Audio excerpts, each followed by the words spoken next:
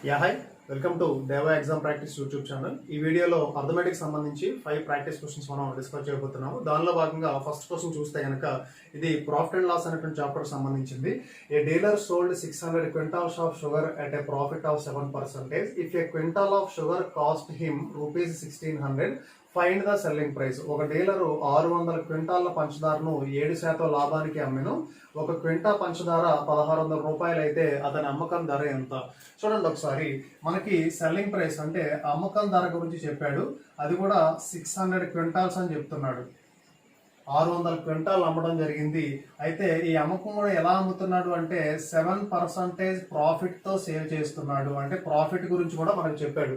అంటే అమ్మేటప్పుడు ఎలా అమ్ముతున్నాడు అంటే 7% లాభానికి అమ్ముతున్నాడు అని చెప్పాడు. తర్వాత మనకి కాస్ట్ ప్రైస్ గురించి చెప్పాడు. కాస్ట్ ప్రైస్ ఏమని చెప్పాడు అంటే ఒక క్వింటా పంచదార ₹1600కి కొంటున్నాడు. అంటే ఆ పంచదారకు సంబంధించి కొన్న ధర ఎంత అంటే ఒక క్వింటాల్ వచ్చి ₹1600 అని చెప్పాడు. మనం చెప్పాల్సింది ఏంటంటే అమ్మకం ధర చెప్పాలి. అమ్మకం ధర అంటే ఇక్కడ 600 క్వింటాల్ ఏదైతే అమ్ముతున్నాడో ఆ 600 క్వింటాలకి అమ్మకం ధర మనం చెప్పాలి. అయితే నేను ఒక క్వింటాల్ని బేస్ చేసుకునే ఫస్ట్ ప్రాబ్లం అనేది సాల్వ్ చేస్తాను. చాలా సింపుల్ గా మనం చేయొచ్చు. కాస్ట్ ప్రైస్ అన్నప్పుడు ఎప్పుడు కూడా మనం పర్సంటేజ్లో ఎక్స్ప్రెస్ చేసేటప్పుడు ఇనీషియల్ గా కాస్ట్ ప్రైస్ ని 100% అని కన్సిడర్ చేస్తాము. ఇది మనకి ఒక క్వింటా అని చెప్పినప్పుడు ₹1600 అని చెప్పాడు. ఇప్పుడు సెల్లింగ్ ప్రైస్ అనుకున్నప్పుడు కాస్ట్ ప్రైస్ కి ప్రాఫిట్ అనేది యాడ్ చేస్తే వచ్చేదాన్ని మనం ఏమని చెప్తామంటే సెల్లింగ్ ప్రైస్ అని చెప్తాము. అంటే ఇది 100% అనుకున్నప్పుడు 7% ప్రాఫిట్ యాడ్ చేస్తే కనుక మనకి 107% సెల్లింగ్ ప్రైస్ అవుతుంది. ఎందుకంటే ఈ 7% వాడే చెప్పాడు. అంటే అమ్మేటప్పుడు ఎలా అమ్ముతున్నాడు అంటే 7% లాభంతో అమ్ముతున్నాడు అని అంటున్నాడు. కాబట్టి 107% ఎంతో మనం ఫైండ్ అవుట్ చేయాలి. ఇది మనం గమనిస్తే కనుక ఇంటూ 16 అవుతుంది. ఇక్కడ కూడా ఇంటూ 16 అయితే కనుక 107 ఇంటూ 16 అంటే ఒక క్వింటా పంచదార ధర అమ్మకం ధర ఏదైతే ఉందో అది 107 ఇంటూ ₹16 అని చెప్తున్నాము. అదే మనం చెప్పాల్సింది ఏంటంటే ఎన్ని క్వింటాల్ అంటే ఒక క్వింటా అయితే కనుక 107 ఇంటూ 16. అదే మనం 600 క్వింటాల్స్ చెప్పాలి కాబట్టి ఇది ఎంత అవుతుంది అంటే మనం దీన్ని సింప్లిఫై చేస్తే కనుక మనకు వచ్చే ఆన్సర్ ఏంటంటే 1027200 అని చెప్పొచ్చు. 1,27,200 అనేది ఫైనల్ గా మనకి 600 క్వింటాల్స్ యొక్క సెల్లింగ్ ప్రైస్ కింద రావడం జరుగుతుంది. సెకండ్ క్వశ్చన్ మనం చూస్తే కనుక ఇది ఏజెస్ కి రిలేటెడ్ క్వశ్చన్ అని చెప్పొచ్చు. The ratio of present ages of two brothers is 1:2 and 5 years back the ratio was 1:3. What will be the ratio of their ages after 10 years? ఇద్దరు సోదరుల ప్రస్తుత వయసుల నిష్పత్తి 1:2 అని చెప్పాడు.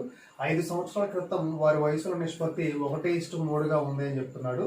10 సంవత్సరాల తర్వాత వారి వయసుల నిష్పత్తి ఏ రకంగా ఉంటుందో మనం చెప్పాలి.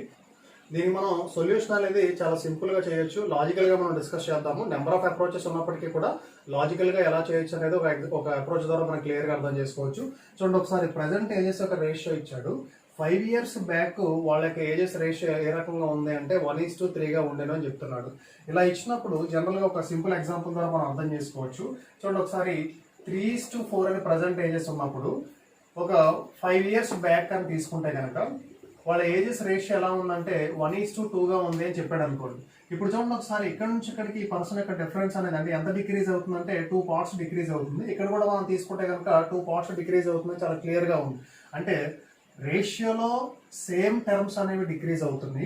యాజ్ పర్ ప్రాబ్లం కూడా వాడు సేమ్ ఇయర్ అనేది మనకి డిక్రీజ్ అవుతుంది, అంటే బ్యాక్ వెళ్తుంది. క్లియర్ గా ఉంది. అంటే ఇక్కడ 2 parts అనేది దేనికి ఈక్వల్ అంటే 5 years కి ఈక్వల్ అనుకున్నప్పుడు 3 parts ఎంత 4 parts ఎంత మనం చాలా క్లియర్ గా చెప్పగలుగుతాం. కానీ ఇక్కడ అలా ఉందా అంటే లేదు. అవును, ఇక్కడ ఏ రకంగా ఉంది చూడండి ఒకసారి. ఇది 1 అనేది డిక్రీజ్ అవ్వాలి, కానీ ఇక్కడ 1 ఉంది. 2 తీసుకుంటే కనుక డిక్రీజ్ అవ్వాలి, కానీ ఇంక్రీజ్ ఉంది. ఇలాంటి సందర్భాల్లో ఏం చేస్తామంటే అంటే ఇక్కడ టర్మ్స్ యొక్క డిఫరెన్స్ అనేది మనకి సేమ్ గా రావాలి అని అంటే ఈ రేషియో యొక్క డిఫరెన్స్ ఏదైతే ఉంటుందో దీంతో ఈ రేషియో యొక్క డిఫరెన్స్ ఏదైతే ఉంటుందో దీంతో మనం మల్టిప్లై చేస్తాం. దీని డిఫరెన్స్ చూడండి ఒకసారి. దీని డిఫరెన్స్ అంటే ఇక్కడ మనకి 2. అవును, దీన్ని ఈ రేషియో మొత్తంతో నేను మల్టిప్లై చేస్తాను. అలాగే ఈ రేషియో యొక్క డిఫరెన్స్ తీసుకుంటే 1, దాన్ని దీంతో మనం మల్టిప్లై చేయడం జరుగుతుంది. అప్పుడు రేషియో ఏ రకంగా కన్వర్ట్ అవుతుందో చూస్తే కనుక 2 1s are 2, 2 2s are 4 అని చెప్పొచ్చు. ఇక్కడ తీసుకుంటే కనుక ఇది యాజ్ యూజువల్ ఇలాగే ఉంటుంది. ఇదేమీ మనకి చేంజ్ అవ్వట్లేదు, ఎందుకంటే 1తో మనం మల్టిప్లై చేస్తున్నాం కాబట్టి. ఇప్పుడు చూడండి ఒకసారి, ఎంత డిక్రీజ్ అయింది? ఇక్కడ 1 డిక్రీజ్ అయిందా? ఇక్కడ కూడా చూడండి ఒకసారి 1 డిక్రీజ్ అయిందా. ఇది దేనికి ఈక్వల్ మనకి ఇక్కడ 5 years బ్యాక్ అని వాడే చెప్తున్నాడు కాబట్టి ఈ 5 years బ్యాక్ ఈక్వల్. అంటే 1 part అనేది యాజ్ పర్ ప్రాబ్లం దేనికి ఈక్వల్ అంటే రేషియోలో ఉన్నటువంటి 1 part అనేది as per problem 5 years equal అయితే కనుక 2 parts ఎంత 4 parts ఎంత చూస్తాం మనం. 2 parts ఎంత అంటే ఇక్కడ 10 years అని అర్థం చేసుకోవచ్చు. తర్వాత 4 parts ఎంత అంటే కనుక 20 years అని మనం క్లియర్ గా అర్థం చేసుకోవచ్చు. అంటే వాళ్ళ యొక్క ప్రజెంట్ ఏజెస్ వచ్చినాయి ఎంత 10 years 20 years అని చెప్పి 2 brothers యొక్క ప్రజెంట్ ఏజెస్ వచ్చినాయి. ఇప్పుడు మనం ఆఫ్టర్ 10 years ఎంతో చెప్పాలి. ఆఫ్టర్ 10 years అనుకున్నప్పుడు ఇది 20 years అవుతుంది. ఇది తీసుకుంటే కనుక 30 years అవుతుంది. రేషియో రెండింటికి చెప్తే కనుక 2:3 అనేది మనకి రిక్వైరింగ్ ఆన్సర్ గా మనం క్లియర్ గా చెప్పొచ్చు. క్వశ్చన్ నెంబర్ 3 మనం చూస్తే కనుక ఇది ఎల్సిఎం అండ్ హెచ్సిఎఫ్ కాసాగు మరియు గాసాబా అనేటువంటి చాప్టర్ సంబంధించింది. 3 numbers are in the ratio 2:3:4 and their HCF is 12. The LCM of the numbers is 3 సంఖ్యల నిష్పత్తి 2:3:4 అని చెప్పాడు. మరియు వాటి గాసాబా 12 అయితే వాటి కాసా ఎంత. ఈ క్వశ్చన్ మనం చూడడానికి ముందు ఇది క్వశ్చన్ యొక్క సొల్యూషన్ చూడడానికి ముందు మనకు చిన్న కాన్సెప్ట్ మనం చూస్తే ఎగ్జాంపుల్ ద్వారా చాలా క్లియర్ గా మనం ఇది అర్థం చేసుకోవచ్చు ఎలా సాల్వ్ చేయాలి ఏంటనేది. నేను 2 numbers తీసుకుంటున్నాను. 20, 24 అనే 2 numbers తీసుకుంటున్నాను. ఈ 2 numbers యొక్క నిష్పత్తి రేషియో నేను ఫైండ్ అవుట్ చేస్తే కనుక 20:24 అని రాసిన తర్వాత దీన్ని మళ్ళీ మనం లోయెస్ట్ టర్మ్స్ అంటే కనిష్ట పదాల్లో చెప్పాలి. కనిష్ట పదాల్లో చెప్పాలంటే దీన్ని మనం 4:5 తర్వాత 4:6 అని రాసుకుంటే కనుక ఇప్పుడు దీని నుంచి మనకి 4 క్యాన్సిల్ అయితే కనుక 5:6 అనేది సింప్లిఫైడ్ ఫార్మ్ ఆఫ్ 2:20:24 అంటే ఈ రెండింటి యొక్క నిష్పత్తి మనకి 5:6 కింద రావడం జరిగింది. అంటే చూడండి ఒకసారి ఈ రెండింటిలో నుంచి బయటకు వచ్చినటువంటి ఫ్యాక్టర్ ఏంటంటే మనకి 4. అవును, ఈ 4 అనే ఫ్యాక్టర్ బయటకు వచ్చేసిన తర్వాత అంటే దీంట్లో నుంచి మనకి 4 అనే ఫ్యాక్టర్ బయటకు వచ్చేసిన తర్వాత మనకి 5:6 అనేటువంటి సింప్లిఫైడ్ ఫామ్ వచ్చింది. అంటే దాని మీనింగ్ ఏంటి అక్కడ ఈ 4 ఏదైతే ఉందో ఈ 4 నే మనం ఏమని చెప్తామంటే హైయెస్ట్ కామన్ ఫ్యాక్టర్. అంటే అంతకంటే బయటికి రావడానికి మాక్సిమం ఫ్యాక్టర్ ఏది లేదు, అదే మనకి హైయెస్ట్ ఫ్యాక్టర్ కాబట్టి దాన్నే మనం ఈ రెండింటికి కామన్ గా ఉన్న ఫ్యాక్టర్ కాబట్టి హైయెస్ట్ కామన్ ఫ్యాక్టర్ అంటే గరిష్ట సామాన్య భాజకం అని చెప్తున్నాం. మళ్ళీ ఈ హైయెస్ట్ కామన్ ఫ్యాక్టర్ తోటి నెంబర్స్ ని మనం మల్టిప్లై చేస్తే కనుక మనకి అంతకు ముందు ఉన్నటువంటి నెంబర్స్ ఏవైతే ఉన్నాయో సేమ్ అవే నెంబర్స్ అనేది రావడం జరుగుతుంది. అంటే ఇక్కడ ఈ 4 ని మనం హైయెస్ట్ కామన్ ఫ్యాక్టర్ కింద చెప్తున్నాం అనేది అయితే మనకి క్లియర్ గా అర్థమైంది. అవునా, దాన్ని మనం బేస్ చేసుకొని ఇక్కడ చూడండి ఒకసారి 3 numbers రేషియో ఇచ్చాడు 2:3:4 అని.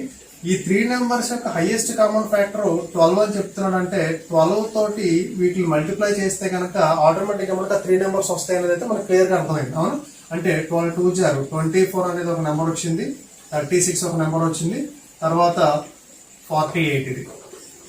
అంటే 3 numbers మనకు రావడం జరిగింది. ఇప్పుడు ఈ 3 numbers యొక్క కాసాగు ఎల్సిఎం అనేది మనం ఫైండ్ అవుట్ చేయాలి. ఎల్సిఎం ఫైండ్ అవుట్ చేస్తే కనుక మనకి ఎంత వస్తుందంటే ఎల్సిఎం అనేది 144 రావడం జరుగుతుంది.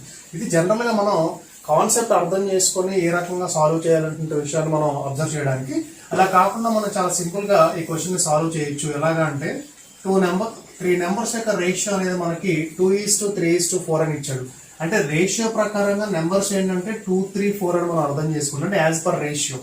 ఇప్పుడు ఈ 3 numbers యొక్క హెచ్సిఎఫ్ అనేది ఎంత అంటే కనుక 1 అని చెప్తాం మనం. అంటే 2కి 3కి 4కి కామన్ ఫ్యాక్టర్స్ ఏమీ లేవు కాబట్టి డైరెక్ట్ గా హైయెస్ట్ కామన్ ఫ్యాక్టర్ ఇప్పుడు 1 అవుతుంది. కామన్ ఫ్యాక్టర్స్ లేవు కాబట్టి అంటే 1 అనేది ఒకటే ఉంది, ఇంకేమీ లేవు కాబట్టి ఆ 1 అనే మనం హైయెస్ట్ కామన్ ఫ్యాక్టర్ అని చెప్తాం. నెక్స్ట్ ఎల్సిఎం అంటే ఈ రేషియోలో ఉన్న టర్మ్స్ కి నేను ఎల్సిఎం ఫైండ్ అవుట్ చేస్తాను. ఎల్సిఎం ఫైండ్ అవుట్ చేస్తే కనుక ఎల్సిఎం ఎంత వస్తుంది అంటే మనకి 12 వస్తుంది. ఇక్కడ యాజ్ పర్ రేషియో తీసుకుంటే హెచ్సిఎఫ్ 1 వచ్చింది. అది యాజ్ పర్ ప్రాబ్లం దేనికి ఈక్వల్ అంటే 12కి ఈక్వల్ అని చెప్పొచ్చు. యాజ్ పర్ ఇది హెచ్సిఎఫ్, ఇది LCM. As per ratio HCF 1, as per ratio LCM అనేది 12. ఇది 1 అనేది 12 అయితే కనుక 12 ఎంత అవుతుంది అంటే 144 అవుతుందని చాలా సింపుల్ గా మనం చెప్పొచ్చు. క్వశ్చన్ నెంబర్ 4 మనం చూస్తే కనుక ఇది time and work related question అని చెప్పొచ్చు. If A takes 4/5 days as B takes and working together they require 20/3 days to complete the whole work, what is the efficiency of B? B పనిచేయ రోజుల్లో 4/5 రోజులు ఏ పని చేయను, వారిద్దరూ కలిసి ఆ పనిని 20 రోజుల్లో పూర్తి చేస్తారు. అయితే B యొక్క సామర్థ్యం ఎంత అని చెప్పని దాన్ని మనకి పర్సంటేజ్ లో చెప్పండి అని చెప్తున్నాడు. చూద్దాం ఒకసారి. ఇక్కడ మనకి ఫస్ట్ టైం గురించి చెప్పాడు, అంటే కాలం గురించి చెప్పాడు. ఏమని అంటే కనుక ఏకి సంబంధించి బికి సంబంధించి కాలానికి సంబంధించి రిలేషన్ చెప్పాడు. అంటే బి పనిచేసేటువంటి రోజుల్లో ఏ అనేటువంటి వాడు 4/5 రోజులు పనిచేస్తాడు. అంటే నేను రేషియోస్ లో తీసుకున్నాను. అంటే బి అనేవాడు 1 పార్ట్ అయితే కనుక ఏ అనేటువంటి వాడు 4/5 పార్ట్ అనేది వర్క్ చేస్తాడు. అంటే ఇటు 1 డే అనుకుంటే కనుక వీడు 4/5 డే మాత్రమే దీంట్లో 4/5 డే మాత్రమే వర్క్ చేస్తాడని చెప్పి వాడు చెప్తున్నాడు. అంటే వీళ్ళిద్దరికి రేషియో మనం ఏమని చెప్పొచ్చు అంటే 4:5 అని చెప్పొచ్చు. ఎఫిషియన్సీ రేషియో తీసుకుంటే కనుక ఎఫిషియన్సీ రేషియో మనం ఏమని చెప్తామంటే 5:4 అని చెప్తాము. ఇద్దరు కలిసి 20/3 డేస్ వర్క్ చేస్తారంటే చూడండి ఒకసారి, వీడు 1 డేకి 5 యూనిట్స్, వీడు 1 డేకి 4 యూనిట్స్ అయితే కనుక ఇద్దరు కలిపి అని చెప్పినప్పుడు ఏబీలు ఇద్దరు కలిపి అని చెప్పినప్పుడు మనం ఏమని చెప్తామంటే ఎఫిషియన్సీ ఇక్కడ 1 డేకి 9 యూనిట్స్ అని చెప్తాము. 1 డేకి 9 యూనిట్స్ వర్క్ చేస్తూ 20/3 డేస్ వర్క్ చేస్తే ఎంత వర్క్ చేస్తారో మనం చెప్పొచ్చు అంటే 20/3. అవును, అంటే దీంట్లో 3 క్యాన్సర్ అయితే 60 యూనిట్స్ వర్క్ చేస్తారు. అది మనకి టోటల్ వర్క్ అని చెప్తాము. టోటల్ వర్క్ ఎవరు చేసినా మనకి కాన్స్టెంట్ గానే ఉంటుంది. అంటే ఏ చేసినా అదే వర్క్, బి చేసినా అదే వర్క్, ఏ వీళ్ళిద్దరు చేసినా అదే వర్క్ అని చెప్తాం. కాబట్టి ఇక్కడ 60 యూనిట్స్ ని ఎవరు చేయాలి అంటే కనుక బి చేయాలి అని చెప్తాం. బి చేస్తే కనుక బి యొక్క ఎఫిషియన్సీ అంటే ఇక్కడ 4 యూనిట్స్ పర్ డే. ఎఫిషియన్సీ మనం యూనిట్స్ లో మెజర్ చేస్తాం కాబట్టి అంటే మనకు వచ్చింది ఏంటంటే ఇక్కడ 15 డేస్ అనేది రావడం జరిగింది. అంటే బి అనేటువంటి వాడు ఇండివిజువల్ గా ఆ వర్క్ ని కంప్లీట్ చేయడానికి 15 డేస్ తీసుకుంటాడు అని. ఇక్కడ మనకి బి యొక్క టైం ఫ్యాక్టర్ వచ్చింది. బి యొక్క టైం ఫ్యాక్టర్ ఎంత వచ్చిందంటే 15 డేస్ అని వచ్చింది. అవునా, బి యొక్క టైం ఫ్యాక్టర్ అనేది ఎంత వచ్చిందంటే మనకి 15 డేస్ అని రావడం జరిగింది. ఎప్పుడూ కూడా టైమ్ అండ్ వర్క్ అనే కాన్సెప్ట్ లో వర్క్ అనేది కాన్స్టెంట్ గా ఉంటుంది.